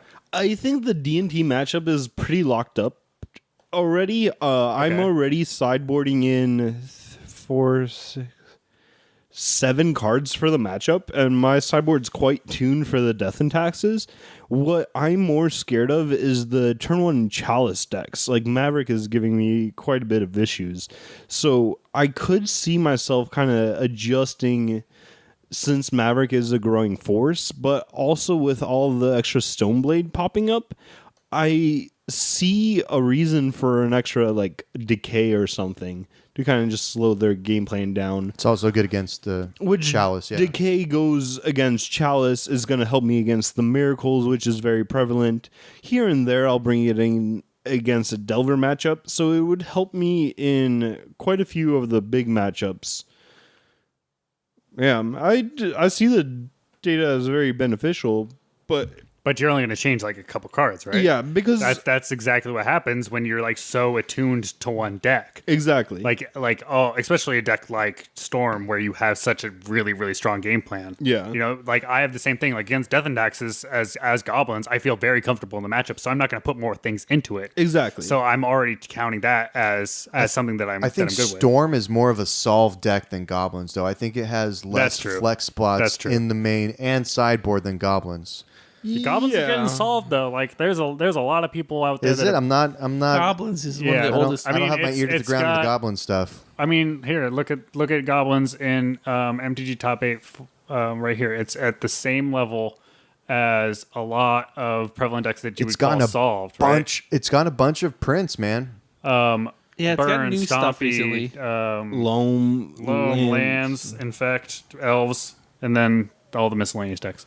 Well, Goblins, I think, is good because it has the tutorable stuff. So I think again, maybe I'm Right, which is what lets like this way to attack the meta work for me. Yeah, it allows you to find the things you need. Yeah. and so one the of- answer is everyone should play Goblins. I mean, I love that. Play I love that. I'd be goblins. running my Goblin Pyromancers. If you don't know what that does, it gives all goblins +3/+0 until end of turn and then destroys them.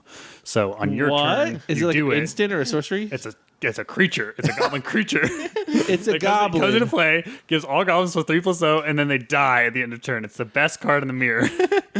Wow. Yeah, because you just Alpha Strike them and everything dies. It's great. Wow. That's pretty sweet. That's sweet. Yeah, once you get into some crazy shit Goblin about your deck. Electromancer? Hey, in the Goblin, Goblin Pyromancer. in Goblin meta, I'm gonna be running Goblin Warstrike, and I'm down with that. Right, yeah. I mean, I'll Does that just run count all Storm. goblins? It's all goblins. Oh my god. Strike you for your own goblins. Yeah, take yeah, that. That's good. I'll just run Storm in an all goblins meta. Yeah, exactly. Make your own goblins. Empty the warrens.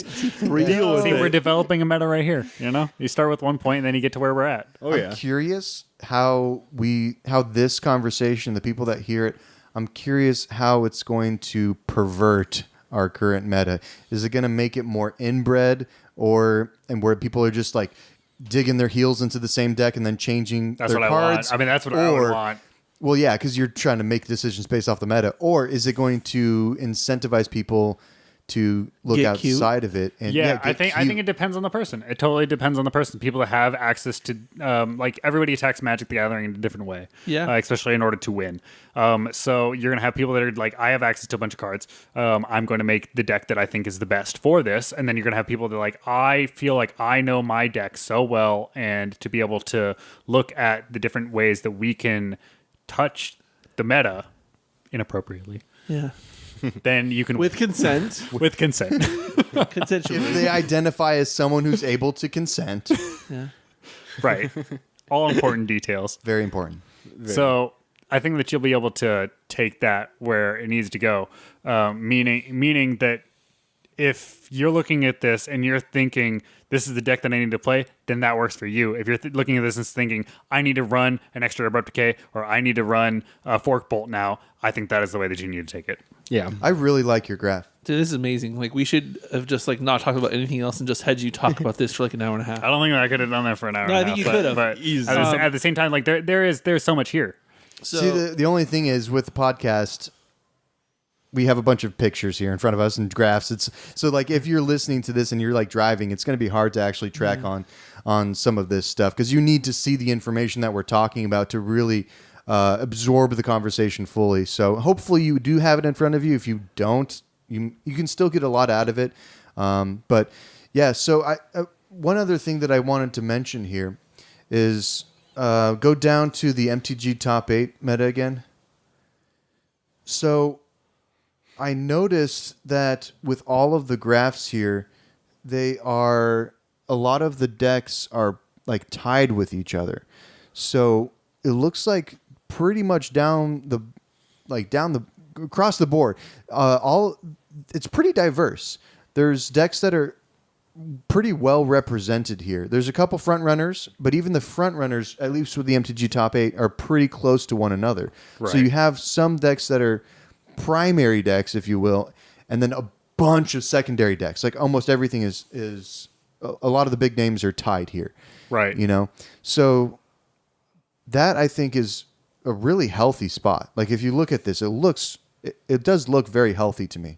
Yeah, I think that definitely exactly what you said. Like it being so close, like yeah, there's definitely front runners, but like seeing this kind of curve, I think is exactly where you want to be. You see a lot on the top end, right? And then you see like a little bit of a decline to ones that have a lot of legs, but maybe don't have the representation, maybe don't have as many of the good matchups, but they're still able to over the average and variance aside, be able to eventually like on average get to where it needs to go, and then you have this nice plateau in the middle, right? Yes. Yeah, and then it drops off to these fringe decks that, as you can see, 3 of the fringe decks that have 1% of the meta of MTG top 8 are decks that have won in our current meta. Yes. Right? Like Yeah. that have top 8'd in our current meta.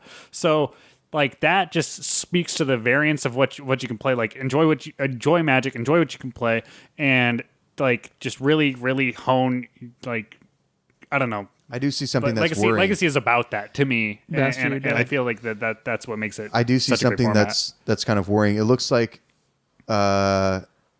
it's not as healthy as I thought. If you actually stare at this a little bit longer, it's really control heavy and not. There's true. Yeah, But that's Magic in general. I mean, Magic has always had control being the most prevalent. I don't know. Like status. Once Yeah, something gets maybe. solved, Yeah. once something is set, control starts taking over because then they have the correct answers. I would like to see a combo deck a little bit higher, to be honest with you. So if you're Yeah. looking at this, if you're not looking Storm at is the this- highest combo deck, right? Yeah, It's Storm is fifth, the highest, and this is sixth. talking about the MTG top 8, not talking about the our local meta. Yeah, our 'cause local meta, Storm is the best. Our local meta it looks a little bit healthier, but the MTG top 8 meta data, it looks like there's 3 control decks in the top slot, then followed by a couple aggro decks, and then DNT, which is whatever. Control-y, aggro-y. Yeah, people. Who knows? We could argue about that. I don't even care that much, but and then you have Storm. Well, then it's 4 combo decks in a row. Storm, Show and Tell, Yeah, Reanimated it is. Death. Then it's yes. So, but I think I feel like one of those should kind of be up there a little bit higher, and that's the only Right, complaint right. I have about it being healthy, because it looks like, the control decks are just slightly ahead of the aggro decks, the prevalent ones. Right, but shouldn't that kind of be a cycle that's constantly happening, right? Like as you look Well, at if it was the constantly pillars happening- of Magic, right, of being combo, aggro, and control, right? Yeah, shouldn't then- those be constantly fluctuating? No, that if But they're over constantly years. no, I if they're think so. constantly fluctuating, that's 2 months we have there, right? So Right. they should, if they're constantly fluctuating, and they're fluctuating equally, then they should Yeah. be equally represented. Sorry, what I'm talking about is they fluctuate as things change in the format. Like, for example, when Deathrite Shaman was around, Delver was the highest one by a long shot. Yes. Right? Which I would consider not a control deck. And it depends on what you're playing on the other end. But yeah, Well, Grixis Right, Delver is right, not right. a control It- deck. no. No, So yes, there is ways, and most legacy decks have this axis where I'm operating on a different axis. Grizzly Delver had this, but I would not call it constitute as a hard control deck. That's true. And a lot of the lines are blurred with Legacy compared to other formats too. Right. So, but the only when you have a thing that combo I'm deck, you know it's a saying- combo deck. The only thing that I'm saying is that it looks like the combo decks are, a little recessed compared to Yeah. the other control decks here. Yeah, but as multiple years go on, I would like to see those be able to be evened out. I don't know if we'll ever see a point where Goblins is up at the No. is evened out No. with them, but that's Yeah, that's you fine. won't. I would like to see No. like these Get top out. decks that are like that perform very, very well consistently be at this plateau over like 2 years, 3 years, right? As the format warps and changes, I would like to see those decks to be at the same level, and then I would like to see all the decks below that also be at the same level that's somewhat close to that, but not like you're gonna always have decks that operate better just because of Sure. How But, close and, it is. and that's But why if we you have look at- bannings and restrictions, right? Or bannings. Right, But the exactly. thing is that I'm saying is, if you look at this deck, if you look at this list, it looks like all the combo decks, including Storm, are like tier 1.5. right, And that doesn't make sense.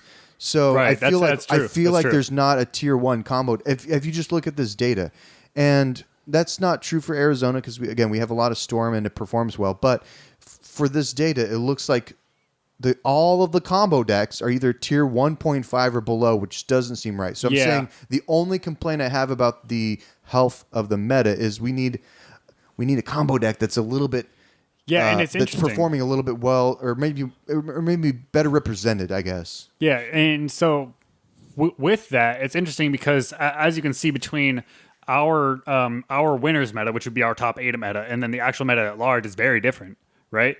And so that means, like by translation, that the top meta is probably very different from what you're actually going to play in the Swiss rounds. That's true. So maybe Show and Tell's just having trouble with Closing the deal to get to top. these Yeah, decks. but that's- like with these decks in But the why? actual Arizona meta. But why is Show and Tell now a tier 1.5 deck? Why I don't think is, that necessarily means it's a tier 1.5 deck. Well, based off this data, it is. I think we're based off- still. Right, if you were going to tier based off the data. Yeah. I see what you're saying, but Yeah. but I don't think that means that it's something that you shouldn't play. If it represents the larger meta, then it looks slightly unhealthy. What were you saying, David? Once we get more data in this, I think it'll be easier to see what decks kind of prevalent are top decks For and whatnot. Arizona. Yeah, because currently our data pool is just starting with the charity event we had in October and onwards. So is this charity event in the Yeah, this is from the chair. So the deck So list. 3 So major sorry events. for the people that I don't know in the community. I love you all, and I want to get to know each one, every one It's of a you lie, and you know it Intimately. intimately. with consent. All of the above. This is just so the deck lists from those Charity event. from the charity event onward are from those people that I don't know and don't talk to. The rest of the there's also a certain number of people in here that I talk to regularly about what they think that their best deck is and how I see them perform and what I think that they do the best on. Sure. Yeah. So Which is also like when you you have know more, somebody else who made this would have a completely different view on that. Yeah. Which is take this first grain of Perspective. salt again. they could, yeah, and there would be a lot of probably spots where it lines But up. people love stats. People love numbers. Yeah. Especially Magic players. Yeah, They're I mean, numbers focused. Yeah, for one sure. is their favorite. One mana cost. They're not focused on the One showers life mainly. for your It's- opponent? It's mainly the numbers, less showers. yeah, That's one Magic one players. shower a week. One. They can count to one when it comes to showers. Yeah. So yeah, no, this data is really good. We could spend like an hour talking about like just the little tiny nuance here, but again, talking about the health of the format, it looks really good. Except I want to know why in the greater meta there's not a better combo deck. I think also if you just stuck kind on of that, I'm take a sorry. look at it, some combo decks take a lot of effort and knowledge to fight through and make it into the top 8.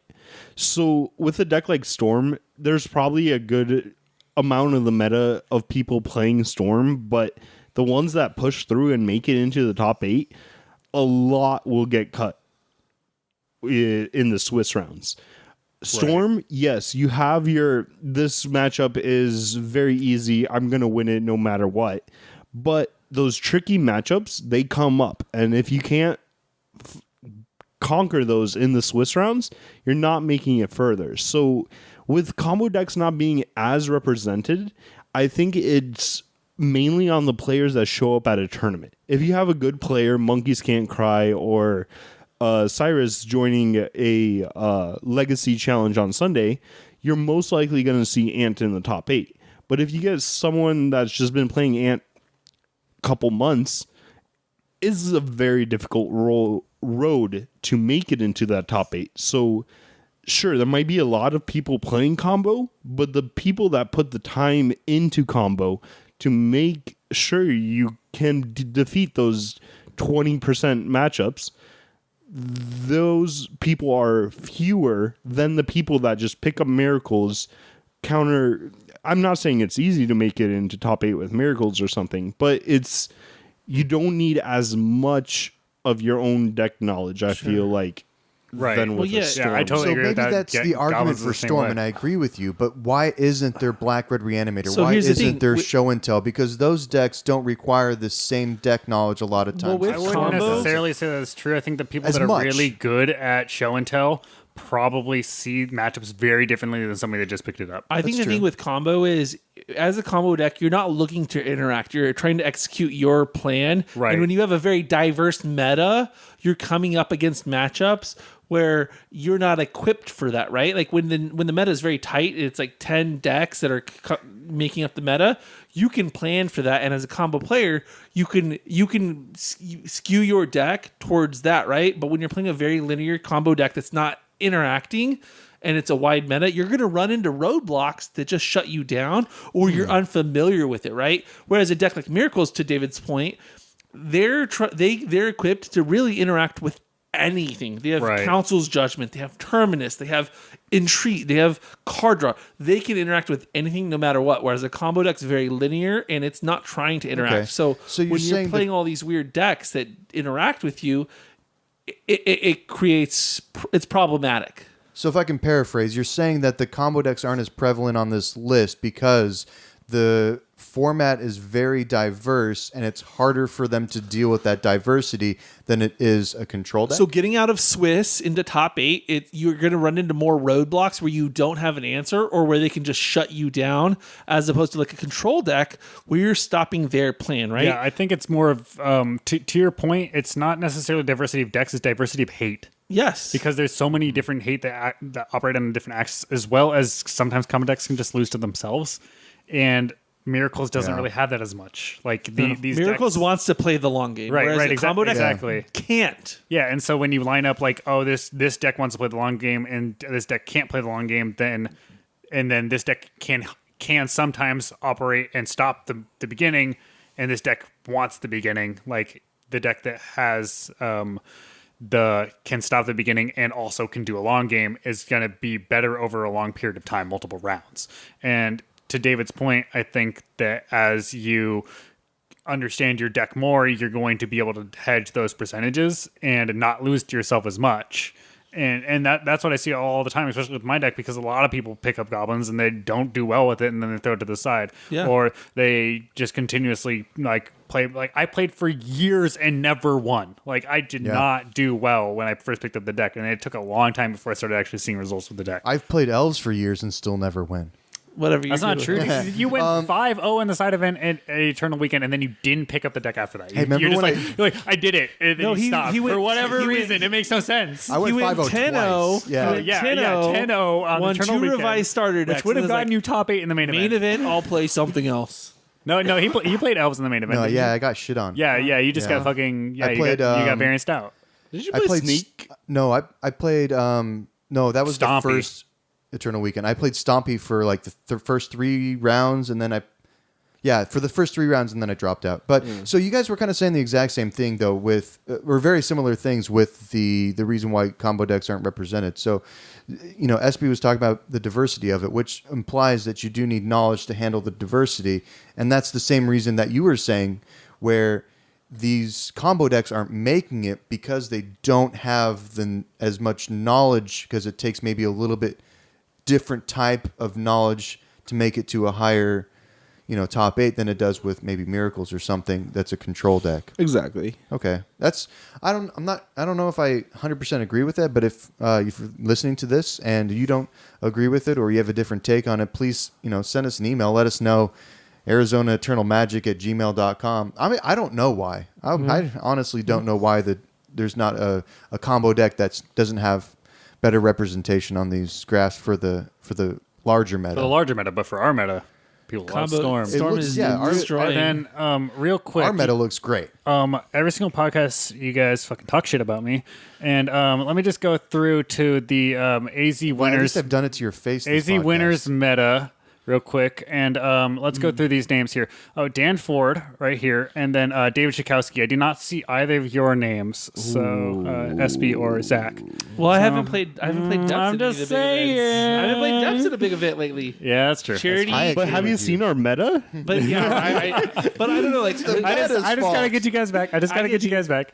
No introspection, just the meta's fault. Just blame the meta, SB. That's Well, your life. You gotta MO. change it, man. It's Like maybe always slow someone depths else's isn't it? fault. You know, like I feel like depths is a deck that you can do that with. Like there's so many iterations of depths Yeah. that let you look at this data and be like, what is the best depths deck? Well, I think the thing is, I tried to next level and play other decks. Like I played Reanimator at Charity, and then I played Right, by Grixis changing Delver. decks though. Yeah, but I played Grixis Delver. Whereas, like historically, I've always done well in the city events with depths, With and I should have depths, just yeah. played that. And I've yet to play it at a major event. So I just think that people that switch around decks, like I think that while it is, I get it, it's fun. I like doing it a lot, but like if you're trying to get to this like super competitive level of Magic, then I think that Legacy is a format where you really have to pay attention to your deck and really know it inside and out. And I think that the more time that you spend not perfecting that deck, you're really falling behind people that are. I just Yeah, want to you're right. know, how is the air up there on your high horse? Is it clean? Yeah. Does it Fuck, taste it's good? beautiful. what is the view like looking Oh, man. down on no, us? like I think that there's translatable skills. Magic has variants. There's a lot of things that are happening. I've drank tonight. There's a lot of things that happen when we're looking at deck selection. All right, you're right. I'm not up there, but Yeah, that's right. I'd Don't rather, talk shit about me on these I'd rather things. never be up there than be a Goblins player. you have a good All point. right, man. I mean, All right. yeah, that's fine. That's fine. Damn. I can't agree with you, but mean, if someone called me a you're goblin- entitled to your opinion, man. If someone called me a Goblins player to my face, those are fighting words. Yeah, I would well, get- people I would called get me a violent. goblin to my face. Where did you even say? We did start off the podcast by talking shit about him. Literally talk shit to his face about his face. At least we're It's consistent. a beautiful thing. We're consistent. My face. All right. Well, I never claimed to be good, so And I definitely never claim to be good with goblins, which that's better than a lot of I people. can put you through the boot camp, man. You can be slinging lackeys like none other. All right. Well, I've had goblins built for a while. I was messing around with it. You said it was your first legacy deck, wasn't it? No. It was my second. So I bought Grixis Delver, then I watched Hadley take down Avondale, and I You're was like, like, shit, I should play a good deck. wow, that goblins deck is amazing. And I bought it, and then I proceeded to do nothing with it. Nice. For like you got to lose for a months. few years before No, you you do. can- You do. You have to put in some time, man. Yeah, It sucks. It's intricate. There's a it's few, tough. Yeah, there's a few decks like that in Legacy that I feel like have specific skills that only translate to that deck. Like goblins, elves, lands. There's a lot of decks that are really niche. Yeah, it does get you in this Yeah. like kind Storm. of I'll call it like a rut almost, like that you almost have to play that deck, and that's why I started playing more of this Grixis Phoenix deck, because while you're in this rut, you're like thinking, and you play in a tournament and you lose to a deck, and you're like, man, I know what I could have done, like what I needed in order to win if I was playing goblins, and if I was in that position in goblins, I would like first off never been in that position, or like known exactly what I needed to get out, and the deck that I was playing didn't have those, but really. You just need to understand your deck. You know, And maybe your I cantripped options. wrong or something like that. That's why I don't play blue. Yeah, and you need to understand what your options are too. Like in terms of what cards am I going to include in my 75 and not include too. Yeah, 'Cause exactly. that can make a big difference in those scenarios as well. Because if you're cantripping all you want, if you've just made the wrong meta call, or you're goblin matroning or ring littering, I lost that top 4 because I matroned from the wrong thing. That was one decision, and it ruined the entire. That's Legacy. Yeah, dude. and it I ruined the love entire tournament. love Technically, it. I mean, like didn't ruin, but like that match was lost because of that, and I lose sleep over it still. You should have got the Scourger. Jesse Adams, Sting I'm calling Scourger. for you. Jesse. Yeah, well, he's definitely a unique player. I've seen like that type of Mavericky stuff kind of pop up in other places, but the first time I saw that Mavericky Lomi kind of thing was with him, and I don't know if now I'm just looking out for it more. So that's going to pretty much wrap up the Arizona Eternal Magic podcast, the O2 Dropcast here in Arizona, where we play Eternal Magic. And so you can check us out on the website and check out Dan's article is on the website of why I play a bad deck. It is a great, man, it's hard to compliment you. I mean, it's genuine, but like my initial reaction is to talk shit. No, it is a great look into, I feel like a lot of people have the same reasons that Dan does, and he explains in his article, and why he plays goblins, but he articulates that feeling very well. So check out his article that he wrote on the website. Also, check out his metadata that he's put together for himself and now selflessly has provided to the community. Thank You should you. write an article on that. I just also, it's kind of selfish because I don't think people are gonna metagame towards goblins because it's low on the list.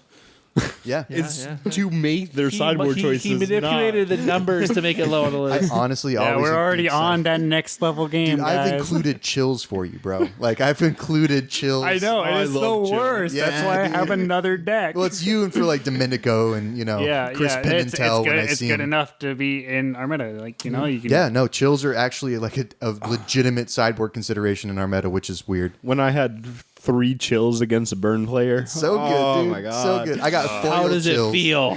I'm just waiting for the Aether Vial. I'm like, oh my god, like got- I can't. I'm not gonna cast anything else. 3 mana. Pay 5 for a lackey, Tar let's go. Fire. Yeah, yeah, right. Whatever. Oh my god. Yep, chills are great. So that's going to wrap up this podcast. I want to thank Dan and shout him out. He's a huge asset here in Arizona. He's a staple of the community and of the Goblin world. Check out his article on the website. With us today, as usual, we had Mr. Daniel Espinoza. Yeah, and I want to. Yeah, Dan, this was the most informative episode we've had. Oh, thank It was you. a pleasure to have you as a guest, even though you're disgusting to look at. But also, March Wow. 16th. My fiance March is going to 16th listen to this and she's going to hate all Well, of she's you. a goblin too. She is not. She's a beautiful woman. She goblin. She's a matron. But March 16th at Phoenix Gaming Lounge is our next city event. Yes. So we're going to be popping off some legacy there. Our last legacy event was a 1K, so I would expect the same. I mean, if we're willing to travel to Avondale, I mean, our boys at Pod, we love them, so that's why we had a huge churn out. It's an even closer drive to Phoenix Gaming Lounge. They have their setup rivals Pods. Like, they have couches, they have comfy chairs. That's the place that the bathroom. Smash tournament. Oh, their bathroom. Yeah, when you scrub out, you can play Smash. Yeah, that's the best part. You can I mean, you play can just play Smash Smash Bros. once you lose. Their bathroom is like a bathroom at a sushi joint that you're paying like $150 for. It's got like a little waterfall. The hand waterfall thing. Oh my god, it's- yeah, that place is it's- nice. It's one of the nicest shops in the valley. Absolutely. And they're getting more cards by the day too. So hopefully they'll have some good stock for the turnout there. And let's see. Did you have any other announcements? No, here? but if you're March if you're 16th. March 16th, Legacy. If you play Legacy, you need to be there at Phoenix Gaming Lounge. We're going to be there. We're going to be streaming it. David, Zach, and I picked up some sweet new equipment, so our stream is going to be next level. really props to David. David's Don't our take credit for that, man. David's our audio video guy. So Oh yeah, dude. He's all on top of that stream stuff. We're gonna actually hopefully with no no roadblocks or anything, everything goes smoothly. We're gonna have a stream that's gonna actually be better than most other streams out there. Oh yeah, we'll be streaming in HD. We got that 4K cable. We can put the commentators 100 feet away. You're gonna see all the warts on Dan's goblin on his hands. nose. You're gonna see the hands with Yeah, the warts. exactly. You're like, oh, it's a Goblins player. No, but it's See gonna be every shake whenever I flick my card down. It's gonna- all those like black dots that gather on your Oh sleeves yeah, my from sleeves are playing notoriously forever. disgusting. yeah, 'cause change you out your play sleeves, one bro. deck and Yeah. sleeve it every year. You sleeve Yeah. it for Eternal Weekend, and that's it, right? Yeah, exactly. Yeah. Honestly, at least take what I used to do is I would take like a token or something and then scrape the sleeves. Nah, those are No, you do that Those when, are when, trophies. when it's in your hand, you know? Like, that gives you something to do while you're waiting for them to finish their fucking brainstorm. Yeah. All right. And so again, yeah, thanks to David Sikowski over here for joining us as usual, being part of the team, doing our video stuff, doing a lot of the website stuff, All of our scheduling. all of our scheduling. yeah. What do you guys do here? Oh, I We just hype up David, to be honest. I yell at people on the podcast and hype David. Yeah. There we go. That's, that's how it works. It's a team. And Dan Ford again, thank you for being here. Great Thank you guest. for having me. Like, this is a great time. Way Like, better this than is Nick fun. Cowley. Yeah, I mean, Way better. I mean, Nick I actually fell asleep when Nick was here. So on him, on his shoulder. no, I fell asleep and was just like drooling on Zach's shoulder, and it was That's little super awkward. cute, though. Cute. That's super cute. You My boo got a we'll drool. put that on the next Hawaii shirt. does My too. boo got a drool. All right, and I am Zach Zent. Thank you for listening. If you're in Arizona, thank you for being a part of this community. We love you. And if you're outside of Arizona, we don't love you as much, but we still do kind of like you sometimes casually. And thank you for listening to Arizona. Yeah, with consent. Thank you for listening to the Arizona Eternal Magic 02 Dropcast. And we'll catch up with you hopefully in a couple weeks.